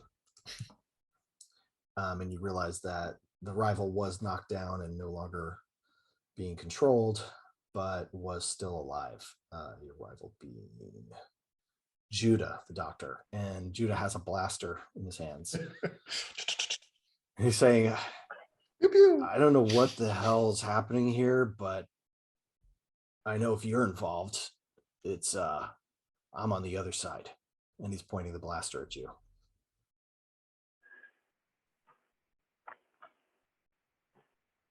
I think Paisley's hands go up, and I think it's a moment of like, you were mind controlled and working for the bad guys.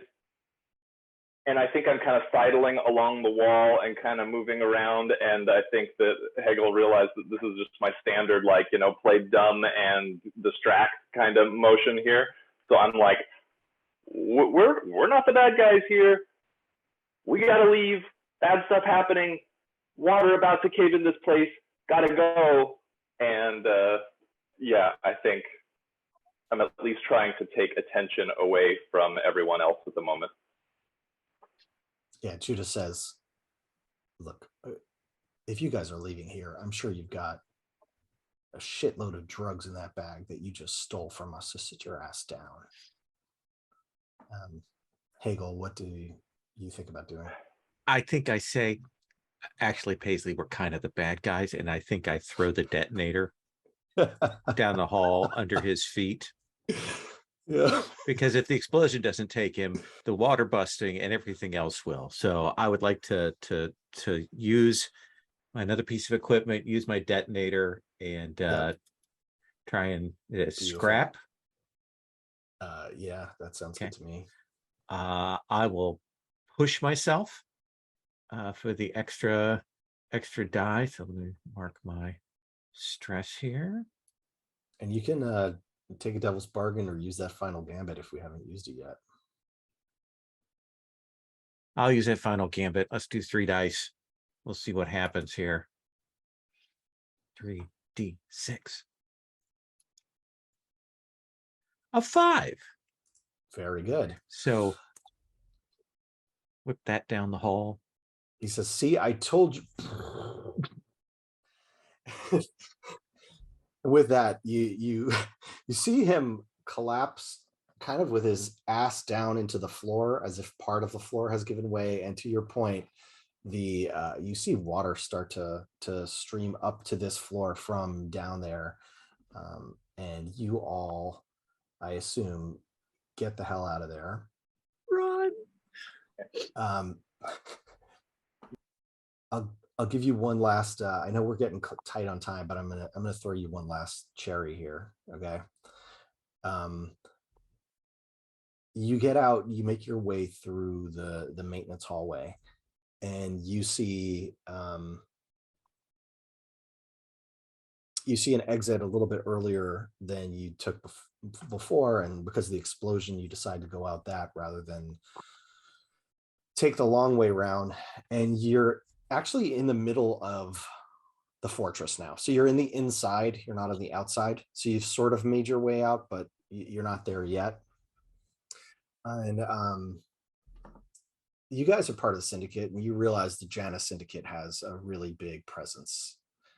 And they're the weapons dealers. And as you're trying to find your way out, and there's Imperial guards running all over, really distracted. They don't really notice you per se because you're just a couple guys in lab coats, and they're going to notice the braided lion at some point.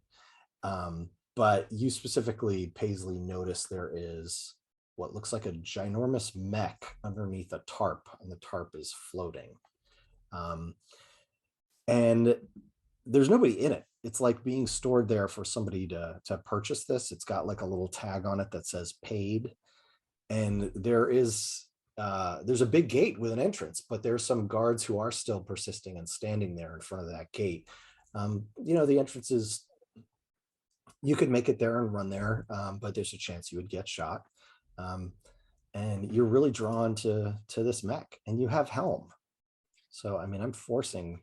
I absolutely do. Yeah, I look at this thing, and it's kind of one of those moments where, you see the tarp is like billowing in the breeze, and Paisley is looking at this thing with like adoration, and it's like, I found our ticket out of here, and just is going to run and hop into this thing, hit all the switches, flip them all on, and try and get this thing moving. And so the mech has a seat for one, and then it's got a compartment that one person could sit in. If you felt like shoving somebody like, Liara in there. And I'm going to assume that you do that. And we do shove Liara in there, and Tarzan and I will run alongside. So if you want, you can use helm, and by using helm, you can try to blow the shit out of the doorway here. Absolutely. Yeah. No question. Gonna do that. Let's see. So would you like to push yourself and take a devil's bargain? Oh yes, I would. Absolutely. Both of those things. So I'll push myself for an extra die that brings me up to 2. And then what do you have for a devil's bargain? The devil's bargain is you will do collateral damage. You will probably light the jungle on fire. Yeah, that seems fine. Paisley doesn't have a problem with that. All right. Let's see what we got here. Okay, 1 more d6. 3 there. That is a 5. Right. Brilliant. Yes. So you know that this thing, because you don't know how to use it, you hear the gears grinding, and you have a feeling you're not always doing the things you're supposed to do, but you've got it running. And tell me, are you using a machine gun, or are you using the 4 rockets that are in it to blow the door off? I think it's one of those, like reaches for the machine gun, camera pans and sees, ooh, rockets, and you just hear Paisley go, ooh, and it's just, yep, it's pushing that button 100%. Go big or go home, or hopefully we can go big so that we can go home. So that's the plan here. Tell me what it looks like. Are you aiming so that guards are flying all over the place and flying through the sky? Are they just a bloody mess, or are you trying to be judicious? Yeah. No, it's like a rocket goes straight through, like between the people, hits the wall, people going flying, shrapnel going everywhere, fire happening, and I'm just like charging ahead, like cackling like mad, like, come on, we got to get out of here. Okay, great. What have you named your pet, Karzand? Your little pet my little pet stingray, floaty stingray. Jewel. Jewel? Uh-huh. Beautiful. What's Jewel doing? Is Jewel floating and trying to attack people, or just sitting with you calmly? No, Jewel is wrapped up in underneath my armpit. Okay. Purring while I'm swatting away guards and running. Amazing. So as you all run out of the exit towards your ship, and you've completed this clock, 6 of 6 ticks, your ship is sitting there. Do you have an AI that's going to pilot it for you, or is one of you going to pilot it, assuming that Paisley ever gives up this mech? Are you going to stay in the mech? And fit on the ship we have? No, and you know that you have fucked this mech up, and if you try to get out and get back in, it would probably explode. Fair enough. Like you don't know how to drive. You don't know how to drive a mech. You were lucky that you were able to use this thing. No, yeah, 100%. I think there's definitely an AI. And I'm like, as soon as Paisley and our guest are on the ship, I want you to punch it. And is Paisley doing fist bumps with the mech? Absolutely, yeah. Paisley's getting out of the mech as it's like falling apart around her. Grabs what's her name? Liara. Grabs Liara out of here and is dragging her by the arm, and is just like running up onto the ship as quick as we can here. Okay, perfect. And with that, Hagel has instructed the AI to punch it, and the AI goes, punching it, and the door closes, and you take off. And you have completed the mission to save Liara Curia. Does anybody want to tell us a little bit in lieu of an epilogue for like a second about what their character is doing in the near future or immediately, or whatever context you would like, starting with Hegel, Lowell, and then going in character keeper order? I think it's me dealing with somebody outside of our immediate crew circles that I'm talking about. So this is like how do I put this? It will keep her from like going overboard next time. Maybe just kind of a little help with that. You know, maybe I'm looking at some medications for Paisley, given how violently she affected our escape. Brilliant. What about you, Paisley? What's Paisley up to in the near or distant future? Yeah, we get a quick shot of Paisley haggling with a guy in a scrapyard, and is finally agrees on a price, and then a big smile crosses her face. Camera pans to a rusty old mech that she's acquiring. Beautiful. And Karzan, what is Karzan up to, possibly with or without Jewel? I think we see Karzan. It's a scene on one of this very lavish imperial world, core world, and coming out onto this high bridge, walk bridge, footbridge, that's what they're called, and meeting a very lavishly dressed woman, and Jules kind of floating up next to him and along, and he just presents her. He takes a kneel and he presents her with the box with the little mech spider thingy, and then takes a bow and walks away. Jewel floating behind. Nice. I love it. Really well done. That was a lot of fun. I'm just going to ask one more time. I'm going to turn off the recording sometime soon, but before I forget, sure. Is it okay? I should do I'll do Stars and Wishes after I turn off the recording. Sure. It's up to you how you want to do that. Is it okay if I post this, if I choose to post this recording? Yeah. Cool. I'm going to stop the, it's funny because the recording, I'll stop the recording now. Thank you. Okay.